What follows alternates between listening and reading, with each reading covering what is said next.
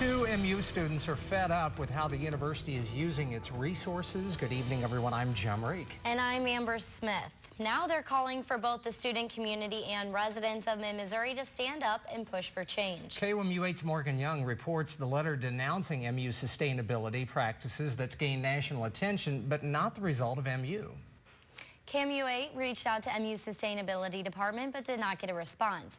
Bassie says she doesn't expect change overnight, but she hopes making this move will call the community to action.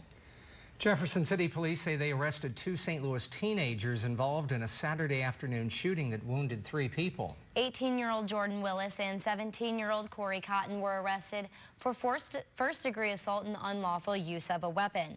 Police responded to calls about the shooting around 5 yesterday. Neither of the victims suffered life-threatening injuries. As the election draws ever closer, Missouri gubernatorial candidates each continue to bring their unique qualifications for the job to the table. Catherine Hanaway recently said, quote, "As a former federal prosecutor, I prosecuted over 4,000 cases." Appointed by then-President George W. Bush, Hanaway served as U.S. Attorney for the Eastern District of the Missouri from 2005 to 2009. That would mean she averaged about 3 prosecutions a day to meet that 4,000 case benchmark, so KOMU8 partnered with PolitiFact's Tyler Adkison to fact-check her claim. It turns out that during her 4-year stint as a federal prosecutor, Hanaway's office filed 5,430 cases. It's unclear how many of these cases she personally prosecuted. Coming up this week, state leaders will hold a hearing about a bill to raise our online survey and tell us where you stand on the Senate Joint Resolution 39, also called the Religious Liberties Resolution. You can find the survey on our website. Then stay tuned to KOMU8 News at noon on Wednesday, where we'll bring you the results. Town Square is our way of having you drive the discussion. Again, you'll find the survey on KOMU.com. Everyone to reduce landfill waste. The city hosted 2 composting workshops at its annual Earth Day Festival today. A volunteer program specialist with the City of Columbia says Columbia's landfill is growing at an alarming rate, but more than 30% of the materials in landfills are compostable.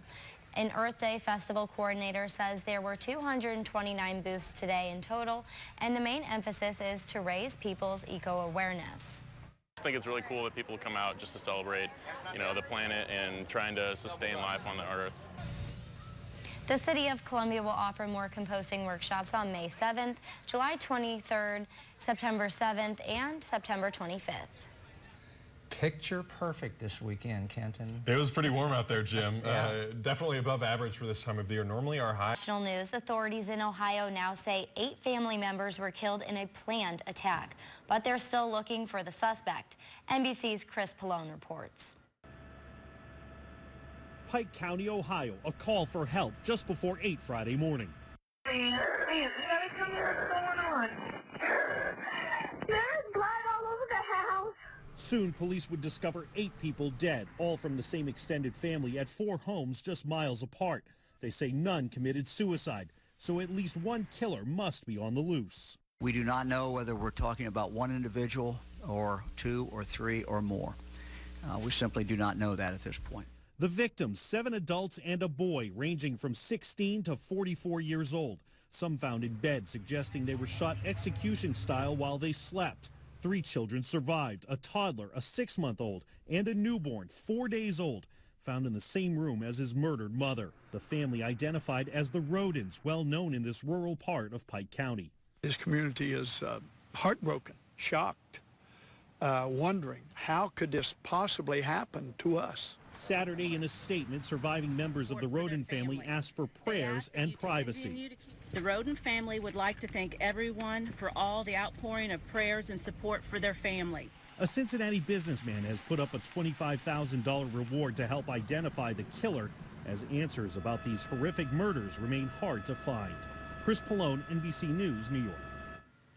Hundreds marched through the streets of downtown Baltimore today to remember the death of Freddie Gray. Gray died a year ago today while in police custody. Just days later, the city was the site of widespread demonstrations. Organizers say the march was meant to highlight social ills in the Baltimore area. A moment of silence was held at the end of today's march. Wisconsin police have identified the teenager who shot 2 students as they left prom. Investigators say 18-year-old Jacob Wagner used a rifle to shoot 1 male and 1 female student as they were leaving the dance last night.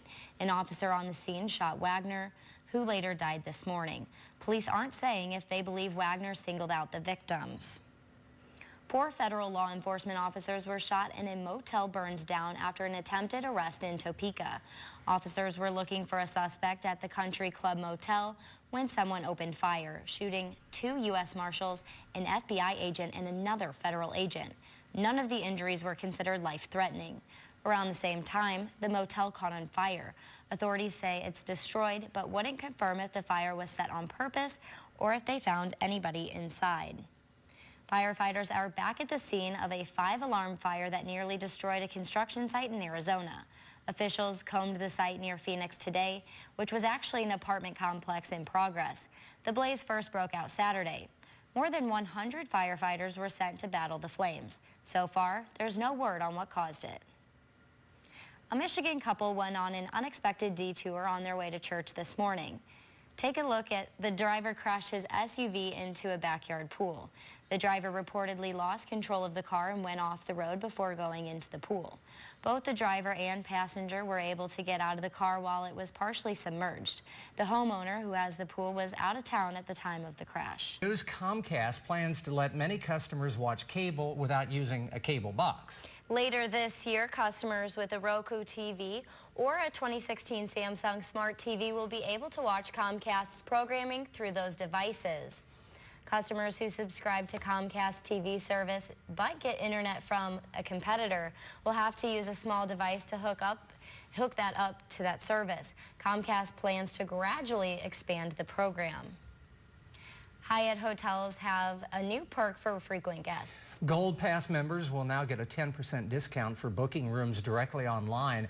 The discount will be available in the U.S., Canada, and Australia. Other hotels have started similar programs, hoping to lure customers away from online travel agencies. In its latest move to cut losses, Sears Holdings will close 10 Sears stores and 68 Kmart stores this summer. The closing Sears stores will start liquidation sales on Friday. Kmart stores will start liquidating in May. Most of the stores will close in late July. The move comes on top of 50 other store closings. Soup for you. That's what a Texas lawyer heard. But his reaction is much different than anything George Costanza did. We'll tell you more after the break. One border collie is improving what she's not like the rest. Watch her take on her hardest challenge yet on Sports Extra.